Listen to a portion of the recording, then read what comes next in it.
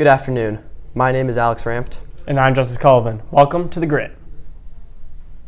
Over the weekend, boys cross country placed 7th with a score of 177 in the Flash Rock Invitational, and the girls placed 14th with a score of 373. Junior Cohen Allender placed 13th for the boys, and for the girls, Brooke Chapman placed 11th. Both teams will be competing in the Berlin Bear Den Dash tomorrow at 9 a.m. Girls field hockey had a win on Saturday, 2-1 against Bishop Hartley. Freshman Maggie Gardner and junior Ava Hanna had the 2 goals for the Nears. On Wednesday, they took on Bexley at home, winning 2-1, with Layla Micha scoring both goals. On Tuesday, girls golf had their senior night scramble at Oak Haven Golf Club. Senior night was a 2-person scramble. Each of the girls had different people playing with them, either coaches, friends, or family. On Thursday, they placed first with a score of 311 at Lynx at Echo Springs co-ed tournament. Freshman Amelia Buettner got first place. The boys' golf team got through 5 holes before getting rained out on Tuesday. The team was 8th out of 25 teams before it got canceled. Emin Bach was even through the first 5. Yesterday, the boys placed 4th out of 8, shooting a combined score of 315. Senior Ari Zavarella led the team with a 73. Girls soccer had a hard-fought loss against UA on Tuesday, 1-0. They tied Westerville Central 2-2 yesterday. Sophomore Stella Albrecht scored the PK to bring back the Nears. Junior Jenna Frace scored a header goal to tie up the game in the last few seconds of the half. The second half was canceled because of the weather. On the boys' side, they lost at Upper Arlington 3-0 on Wednesday and lost against Westerville Central yesterday 2-1, with Ethan Weiser scoring the lone Near goal. The football team had a huge rivalry win, 31-7 at Berlin last week. Junior Brennan Kessler broke the school single-game sack record with 5 against Berlin. The record was previously held by Atlanta Falcons and former Ohio State player Zach Harrison. Juniors Jake Luling and Lucas Fickle both scored 2 touchdowns for the Nears. Girls volleyball has had a great week, sweeping Liberty away in 3 sets. They won a tight first set 25-22, stayed ahead in the second to win at 25-17, and then dominated the third set 25-3, with senior Emma Cugino leading the team in the third set to serve for the first 16 points. The team also had a huge landmark win on Saturday against top-ranked Ohio squad Archbishop Hoban in a 3-2 reverse sweep. Senior Emma Cugino broke the single-game record for digs with 43. Senior Izzy Scholven earned her 2,000th assist with 49 against Hoban. Sophomore Bree Bush had 17 kills. Now, we throw it over to Sarah with an exclusive interview with Orange girls volleyball player Emma Cugino. Thanks, guys. I'm here with Orange volleyball player Emma Cugino. What inspired you to start playing volleyball? Growing up, I just watched my sister play, and seeing how much fun she had playing made me want to play. How does it feel breaking the all-time digs in a game record at Orange? It feels great. I'm super thankful for the opportunity to be able to break a record and to do it with these girls and this coaching staff. How do you handle pressure during tight game situations? I feel like just remembering that I can control what I can control, and the outcome of the game is for a reason. How do you balance volleyball with school/work and other hobbies? I feel like taking time out of each day with no distractions to dedicate to schoolwork and having a routine can help. What's the best advice you ever received about balancing athletics and life? I feel like just keeping those 2 worlds separate. Like, I am a person who plays volleyball. Volleyball doesn't define me. Okay. What is your favorite thing about being a part of our volleyball team?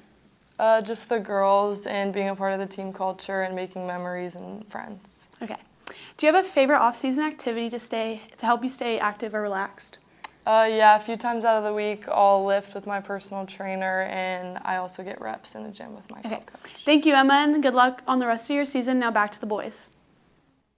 All right, now we're at the part that we've all been waiting for, the pick'ems, and we got a great slate this week. We got Hilliard-Davidson hosting the Pioneers, and this one's going to be elite. I think this is 2 great teams. I think Davidson really hasn't been challenged yet. I think this is a team that's kind of gone unchecked. Obviously, they do have that 1 loss, but the Pioneers have, consistently met the challenge throughout the season. I think they get the win here pretty handily against Davidson.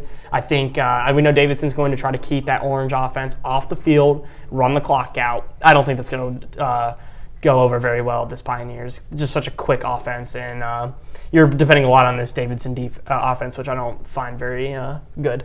Yeah, and looking at this Davidson record, obviously looks like a great team, but their resume doesn't really stack up to it. They had their most recent game, they played Marysville, only won, I believe, 22-7. Their one loss coming to Canal Winchester, I believe it was 25-22, so a close game there. But they're not, and just following that without really the strong resume to back it up, I'm obviously taking the Nears. All right, then we move over to the NFL real quick. Only one really elite game. Two teams that are normally Super Bowl contenders, teams that have had some heartbreaking losses the past 3 weeks. The 1-2 Ravens, who are much better than their record says, and so are the Chiefs, 1-2 as well. This is a good game. It's in Arrowhead, so I think that's going to give the Chiefs the advantage. And I think they're going to pull away the win. I know I'm a Ravens fan. I don't have high hopes. This defense looks horrific. I think Swiss cheese could play better defense. They just are inconsistent. There's no pressure on the quarterback. The secondary gets burnt every play. It's rough to watch. A few things in my room have been broken watching the Ravens play. So I'm going to take the Chiefs here to win. I'm just going to admit it now, just so I'm not so upset when this does happen. Yep, obviously I agree with you. The matchup, just looking at records, doesn't look as good as it is. But the Ravens, their offense has been phenomenal so far, but their defense has obviously not been playing up to their usual expectations for Baltimore defense. And the Chiefs also at 1-2, but still have looked pretty solid, just like both teams have. But I'm taking the Chiefs with the advantage playing at home. All right, now we got the Ohio State University traveling all the way to the Pacific Coast, taking on the Washington Huskies. This is a tough game because we all know, we've all seen everyone posting about Washington and their 22-game home streak in a row. They haven't lost this decade, so they're looking great. But they haven't played anyone yet this season. They played Colorado State, UC Davis, and Washington State. All three of those teams have a combined record. I believe they have maybe 1 or 2 wins between all three of them. So they're not playing the competition compared to Ohio State, who has played Texas already and played a decent Ohio team who's probably one of the top 3 teams in the MAC, clearly better than anything that Washington has played. I do think Ohio State's going to struggle in the first half here. I think this is going to be a little bit of a trap game. I think Julian Sayin on the road, his first game, going to make some errors. I think this is a good offense. But I do think Ohio State gets the win. I'm going to guess around the 34-21 mark, but I do think the Buckeyes get the win. Yeah, and historically, Ryan Day has never been amazing in the first half in big games, especially away. I could very well see Ohio State being down by a touchdown going into halftime, but I do think that the Buckeyes, once they get settled and are going to be able to pull away, traveled to Washington, I believe, 2 days ago to get used to the time change. This Washington offense is amazing. Defense, not so great. I think the Ohio State offense overpowers them, so I'm going to take the Buckeyes by 2 scores. All right, now we move over here to the Crimson Tide. Alabama, for our short lifespan, has been the dominant team in college football, going to Athens, Georgia, who the past couple of years has probably been the best overall team. This is going to be a elite game. We saw the game last year was electric in Tuscaloosa. It was just really fun to watch. Ryan Williams with the walk-off touchdown with 2 minutes left. Bama has a winning record against Kirby Smart. It's like 1-6, I believe. This was Kirby Smart against Alabama. I do think that Georgia continues their home win streak, though. They have like 34 games in a row. They're going to get it done today or tomorrow. I have more faith in this Georgia team than I do Alabama. Obviously, Alabama with that loss against Florida State looked really weak. Georgia's looked really strong, even when they're down, which I do think they'll start down. I do think they'll come back and battle their way back into this one. I'm thinking like a 35-21 type of game. Yep, everyone this year, the whole story has been, Alabama's falling off with Kalen DeBoer. They can't win with him. I think that this game is going to be a shocker. I think Alabama's actually going to win this, maybe by more than people who would pick Alabama think. But then I think the rest of the season, Alabama's just they're going to bring the hype all the way up. I think they're going to start dropping after this game. I think they win this one in Athens, but I don't have them playing good the rest of the season. All right, well, that'll be an interesting one to see. Now we got LSU, the Tigers, taking on Ole Miss, and obviously there's some extracurricular things going on with Lane Kiffin and his daughter admitting that she's dating a linebacker for LSU, and Lane Kiffin responded to take the over. I believe him. Give me Ole Miss to win this game. I really like their offense. They got a Ferris State quarterback coming in, which is Division II school. He's coming in. He's getting the starting job again. LSU's offense looks horrific. Their win against Clemson looks kind of weak now, in my opinion. This will be their first real test because Clemson clearly is not the team that we thought they were at all. So I'm going to go with Ole Miss to win this one. I think that they'll definitely win this one pretty handily. Yeah, I am actually going to go against you. I'm going to take LSU here. I think that despite some of the struggles we've seen, obviously Clemson kind of falling off after LSU had that tight game with them, but I think they bounce back. I think LSU is going to keep rolling the rest of the season. I could very well see them winning the SEC this year. They look amazing, so I'm going to take the Tigers. All right, in the final game, I think we'll agree on this one. We've talked a little bit about this before the show. Number 6, Oregon, traveling to Beaver Stadium, Happy Valley, to take on the Nittany Lions. This one I am so excited for. If you don't have Peacock, you got to get for this game. This game is going to be elite. I think this game will be so fun. But I do think Oregon is the better team.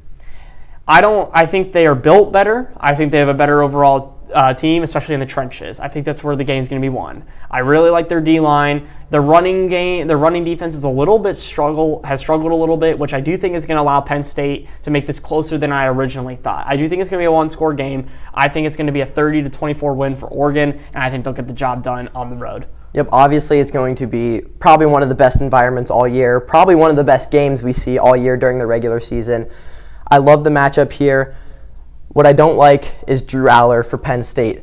Every year, the moral going into the season is, oh, Drew Aller is going to be the best quarterback. He's this comeback kid, and he's just going to go out and destroy everyone. It hasn't been true. No, any year he's been playing for Penn State football. So I will also be taking the Ducks in Happy Valley. All right, good way to end off on agreeance. All right, and that's all for our show today, Pioneers. Thanks for tuning in to this week's edition of The Grit. Make sure to support your Nears in action this week. I'm Alex Ramft. And I'm Justice Colvin. We hope to see you next Friday right here on The Grit. And as always, roll Nears.